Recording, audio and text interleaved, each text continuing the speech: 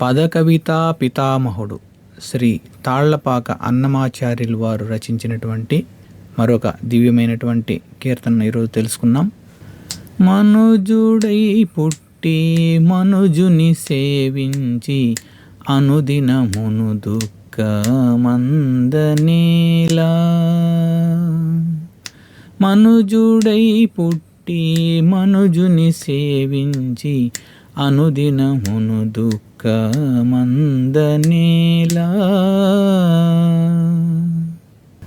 మనుషుడిగా పుట్టడం అంటే ఈ 84 లక్షల జీవరాశుల్లో మానవ జన్మ అనేది దుర్లభం అన్నారు. అలాంటి మానవ జన్మ మనకు ఉండి కూడా మనం ఏం చేస్తూ ఉంటాము, మనం ఒక మనిషిగా పుట్టి మళ్ళీ ఇంకొక మనిషినే మనం బ్రతిమలాడుకుంటున్నాం రకరకాల విషయాల కోసం. కానీ మనిషిని ఆశ్రయించిన దానివల్ల మనకు మంచి ప్రయోజనం ఉంటుందా? ఏముండదు. ఫైనల్గా దుఃఖమే ఉంటుంది. ఊరికే ఇవ్వడు, ఏదో ఒకటి మన నుంచి ఆశించి కూడా ఉంటాడు. మనల్ని రకరకాలుగా వాడుకుంటారు. కాబట్టి వాడుకొని వదిలేసే వాళ్ళు ఉంటారు.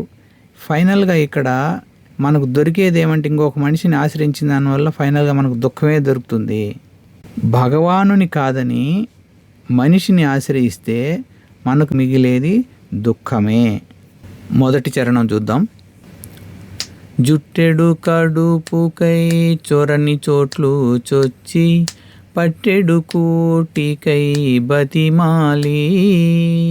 జుట్టెడు కడుపుకై చొరని చోట్లు చొచ్చి పట్టెడు కూటికై బతిమాలి. పుట్టిన చోటికే పొరలి మనసు పెట్టి, పుట్టిన చోటికే పొరలి మనసు పెట్టి వట్టిలంపటము వదలనీరడుగాన.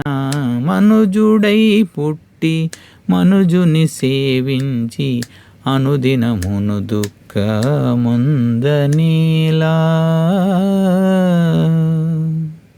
చూడండి, ప్రతి ఒక్కరికి మనకు ఉండేది చిన్న కడుపు.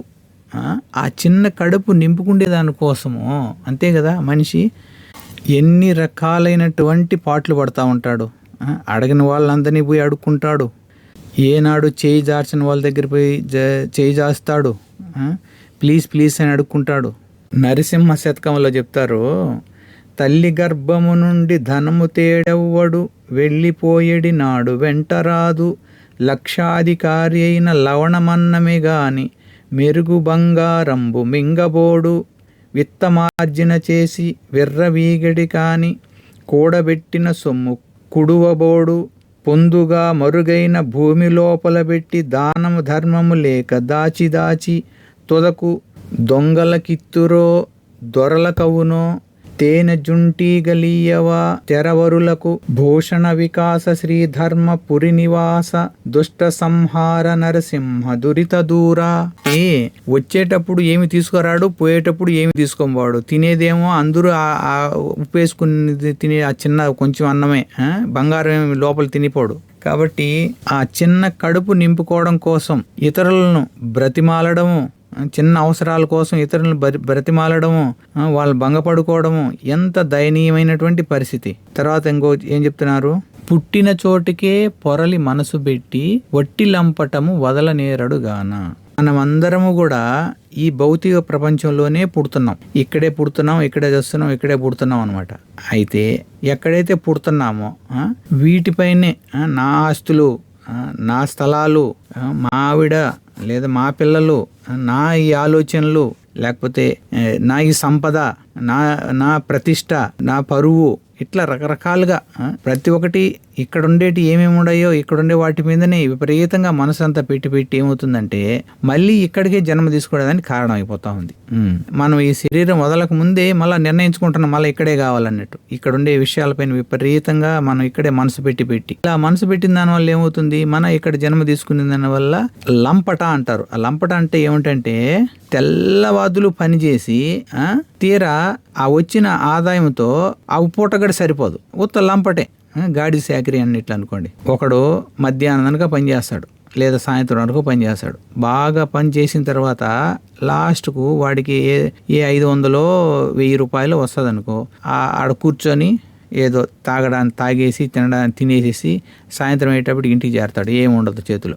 అలాంటి వాళ్ళు ఉంటారు. కొంతమంది వచ్చిన శాలరీని మొత్తం అంతా కూడా ఆ కుటుంబానికో దానికి దీనికి వాడేసుకుంటా ఉంటారు, మళ్ళీ ఎగమలుకో ఉంటారు. ఒకవేళ కొందరు ఆస్తులని సంపాదించుకున్నప్పటికీ కూడా శరీరం వదిలేటప్పటికి వెళ్ళిపోతాయి, మళ్ళీ కొత్త శరీరం వచ్చేటప్పటికి మళ్ళీ కొత్తగా ఆస్తులు పెంచుకోవాల్సిందే. మళ్ళీ పోయిన జన్మలో నేను కోట్లు సంపాదించినాను కాబట్టి మళ్ళీ ఈ జన్మకు రావాలంటే అవి కూడా రావు. అందుకే భగవంతుడు చెప్తాడు, ఆ బ్రహ్మ భువనార్లోక పునరావృత్తి నోర్జున మాముపేత్యంతి కౌంతేయ పునర్జన్మన విద్యతే.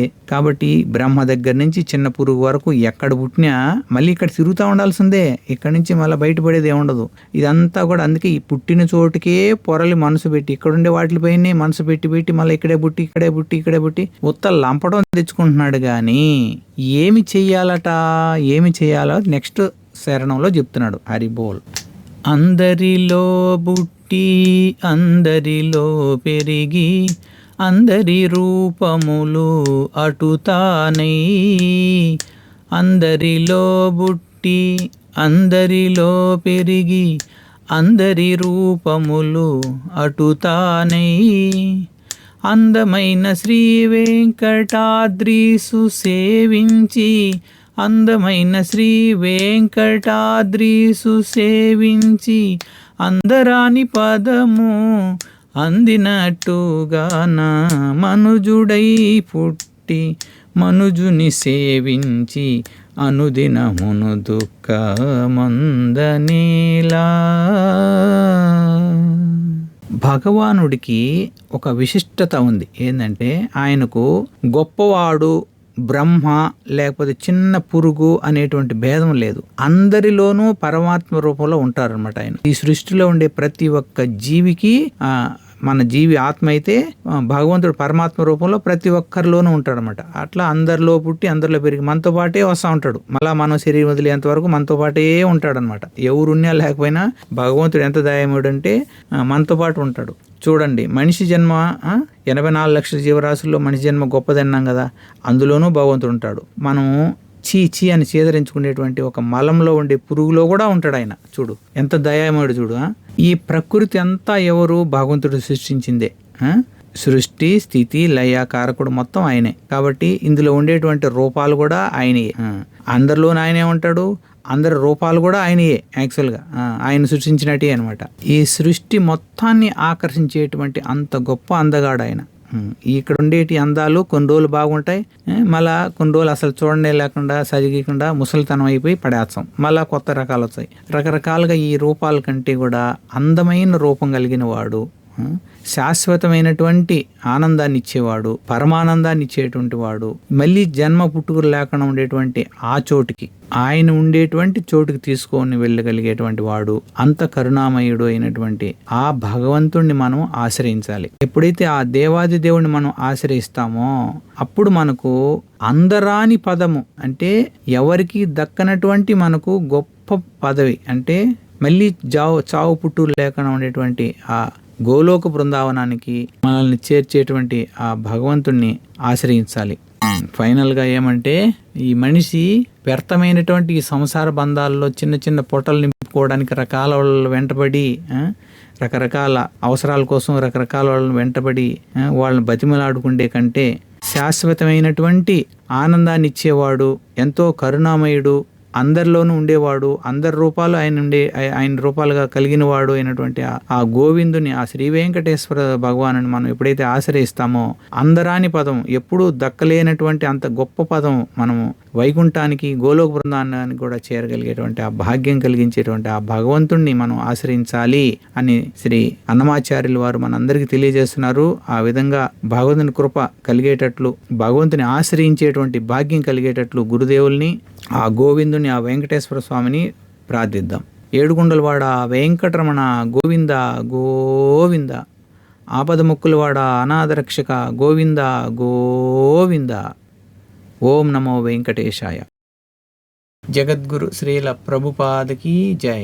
అనంతకోటి వైష్ణవ భక్త బృందకి జై. శ్రీ హరినామ సంకీర్తన మహాయజ్ఞకి జై. నిత్య గౌర్ ప్రేమానందే. హరి హరి బోల్. హరే కృష్ణ.